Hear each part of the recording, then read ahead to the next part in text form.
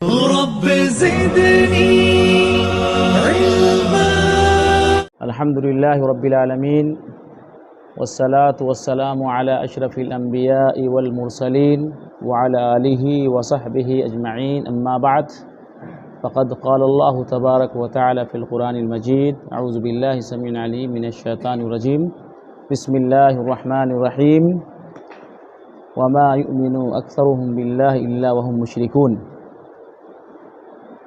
عزیز طلباء اور میرے دینی ملی بھائیوں، گزشتہ درس میں توحید ربوبیت کے لغوی و اصطلاحی معنی، مفہوم اور اس سے متعلق چند باتیں بتائی گئی تھی۔ آج کے اس درس میں توحید ربوبیت کا دوسرا مبحث پیش کیا جائے گا، اور وہ مبحث یہ ہے کہ ان التوحید بالربوبیہ وحدہ لا یکفی ولا ینجی من عذاب اللہ، یعنی توحید ربوبیت، صرف توحید ربوبیت کا اقرار کافی نہیں ہے، اور توحید ربوبیت کے اقرار اللہ تعالیٰ کے عذاب سے نجات نہیں دلا سکتا ہے۔ لہٰذا کسی بھی آدمی کے ایمان کے درست ہونے کے لیے، عقیدہ کے درست ہونے کے لیے ضروری ہے کہ توحید ربوبیت کے اقرار کے ساتھ ساتھ توحید ربوبیت کا جو لازمی حصہ ہے، جو لوازمات ہیں توحید الوہیت، اس کا بھی اقرار ہونا چاہیے، اس پر بھی عمل ہونا چاہیے۔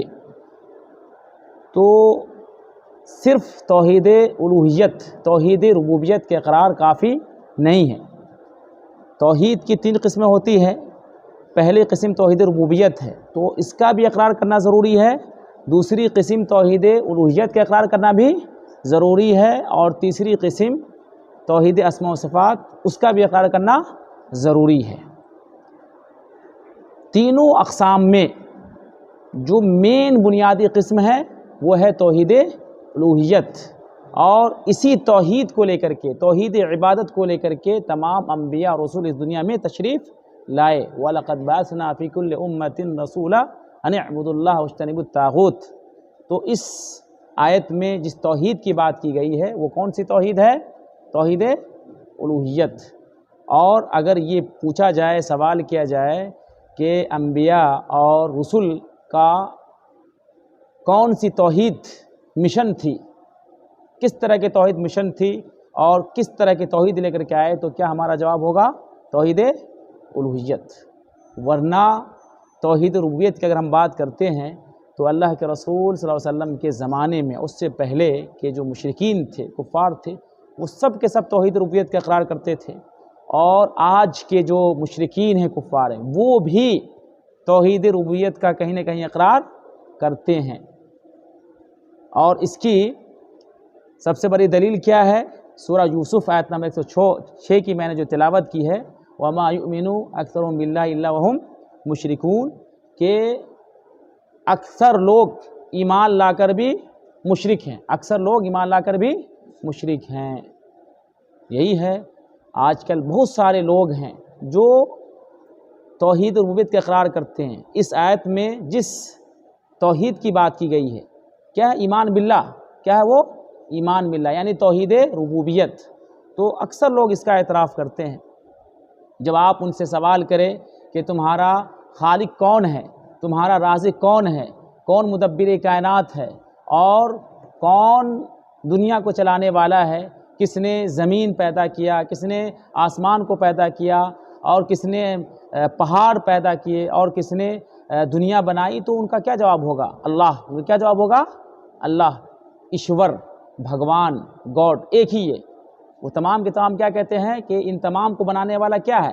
ایک ہے۔ وہ ہے کہ وہ اللہ کے اقرار کر رہے ہیں، اللہ کی ربوبیت کے اقرار وہ کرتے ہیں، لیکن معاملہ کہاں جا کر پھنستا ہے؟ توحید الوہیت میں، توحید عبادت میں۔ وہ اللہ کی عبادت نہیں کرتے۔ توحید ربوبیت کا جو تقاضا ہے کہ اگر آپ نے اللہ کو رب مان لیا ہے، اپنا خالق، مالک، رازق، مدبر کائنات مان لیا، تو آپ اس کی عبادت کریں، اللہ تعالیٰ کی عبادت کریں۔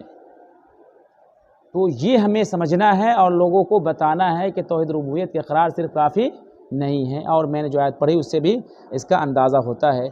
اس آیت کی تفسیر میں حضرت عبداللہ ابن عباس رضی اللہ تعالی عنہما اور حضرت اکرمہ رحمہ اللہ اور حضرت مجاہد اور دیگر جو مفسرین صحابہ اور تابعین ہیں، ان تمام کا یہی کہنا ہے کہ مشرکین توحید ربوبیت کا اقرار کرتے تھے، اور آپ حضرت ابراہیم علیہ السلام کے واقعات حالات پڑھیں گے تو آپ کو معلوم ہوگا کہ ان کی قوم کے لوگ بھی توحید ربوبیت کا اقرار کرتے تھے، اور انہی کے سلسلے میں یہ آیت ربانی ہے کہ فَإِنَّهُمْ أَدُعُوا لِي إِلَّا رَبَّ الْعَالَمِينَ، فَإِنَّهُمْ أَدُعُوا لِي إِلَّا رَبَّ الْعَالَمِينَ، کہ یہ جو لوگ ہیں وہ ہمارے دشمن ہیں سوائے رب العالمین کے، یعنی رب العالمین کی ربوبیت کا اعتراف کرتے ہیں اور یہ ہمارے دشمن ہیں، لیکن توحید ربوبیت کا اعتراف نہیں کرتے ہیں۔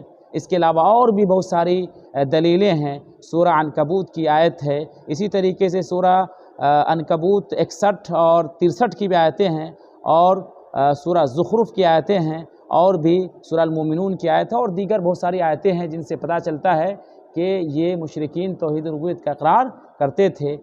سورہ زخرف آیت نمبر 87 میں اللہ رب العالمین نے فرمایا وَلَئِن سَأَلْتَهُم مَّنْ خَلَقَهُمْ لَيَقُولُنَّ اللَّهُ فَأَنَّىٰ يُؤْفَكُونَ، کہ اگر آپ ان سے سوال کریں گے، ان سے پوچھیں گے کہ ان کو کس نے پیدا کیا، تو لَيَقُولُنَّ اللَّهُ، کیا کہیں گے وہ کہ اللہ نے، فَأَنَّىٰ يُؤْفَكُونَ، تو پھر تم کدھر بھٹک رہے ہو، تو پھر کس معبود کی عبادت کرتے ہو؟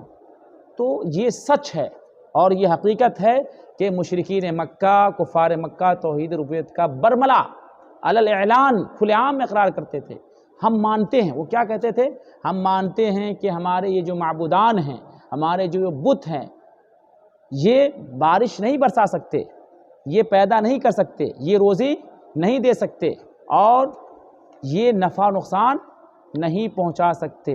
ہمیں معلوم ہے، سب کچھ جانتے تھے، لیکن ان کا کیا اعتقاد تھا، کیا عقیدہ تھا کہ یہ اللہ کے ہاں ہمارے کیا بنیں گے؟ سفارشی بنیں گے، ہمارے شافع بنیں گے۔ آپ تمام لوگوں نے تقویۃ الایمان میں یہ موضوع پڑھ لیا ہے اور یہ سبق پڑھ لیا ہے۔ اور وہ کون سی آیت ہے اس سلسلے میں؟ مشہور و معروف آیت ہے، کون سی آیت ہے؟ سورہ زمر کی آیت ہے وَالَّذِينَ اتَّخَذُوا مِن دُونِهِ أَوْلِيَاءَ مَا نَعْبُدُهُمْ إِلَّا لِيُقَرِّبُونَ إِلَى اللَّهِ زُلْفَىٰ، کہ جو لوگ وَالَّذِينَ اتَّخَذُوا مِن دُونِهِ أَوْلِيَاءَ، جو لوگ اللہ کو چھوڑ کر اپنا دوست غیروں کو بناتے ہیں، غیر اللہ کو اپنا معبود بناتے ہیں، اپنا ولی بناتے ہیں، وہ کیا کہتے ہیں؟ مَا نَعْبُدُهُمْ إِلَّا لِيُقَرِّبُونَ إِلَى اللَّهِ زُلْفَىٰ، ہم ان معبودان اور ان غیر اللہ کی عبادت نہیں کرتے مگر کیوں؟ إِلَّا لِيُقَرِّبُونَ إِلَى اللَّهِ زُلْفَىٰ، تاکہ یہ ہمیں اللہ سے کیا کر دے؟ قریب کر دے۔ زلفیٰ منا قربا، اللہ سے ہمیں کیا کر دے؟ قریب کر دے۔ گویا کہ یہ اپنے معبودان اور اپنے بتوں کو سفارشی مانتے تھے کہ اللہ کے یہاں ہماری سفارش کریں گے، ہماری پیروی کریں گے اور ہماری شفاعت کریں گے۔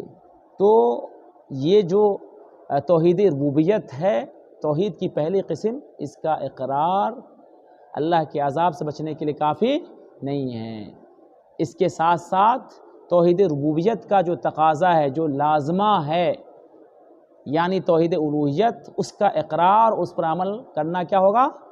ضروری ہوگا۔ تو ان تمام باتوں سے یہ واضح ہوا کہ توحید ربوبیت کے ساتھ ساتھ توحید الوہیت کے اقرار نہایت ہی ضروری ہے، ورنہ اس توحید کے معترف ہونے کے باوجود، اس توحید کے اقرار کرنے کے باوجود، توحید ربوبیت کے اقرار کرنے کے باوجود ایمان درست نہیں ہو سکتا، ایمان صحیح نہیں ہو سکتا۔ اور اس کی سب سے بڑی دلیل یہ کہ جتنے بھی کفار مشرکین اللہ کے رسول کے زمانے سے اب تک ہیں، وہ تمام مانتے ہیں کہ ایک ہی رب اس دنیا کا خالق، مالک، رازق اور مدبر کائنات ہے، لیکن وہ اللہ کی عبادت خالصتاً نہیں کرتے، بلکہ غیر اللہ کو اللہ تعالیٰ کی عبادت میں شریک ٹھہراتے ہیں۔